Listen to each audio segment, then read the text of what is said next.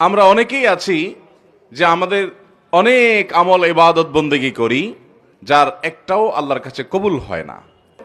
ওই নারী, যেই নারী বাসা থেকে বের হয়েছেন সুগন্ধি মেখে, আজকাল আমাদের অনেক মুসলমান মেয়েরা আছেন, আমাদের অনেক মা বোনরা আছেন যে অনেক পারফিউম ব্যবহার করে, অনেক সুগন্ধিযুক্ত প্রসাধনী ব্যবহার করে তার আশপাশের পুরো পরিবেশটাকে মোহিত করে ফেলছে সুগন্ধি দিয়ে, সেটা ব্যবহার করে তিনি বের হচ্ছেন।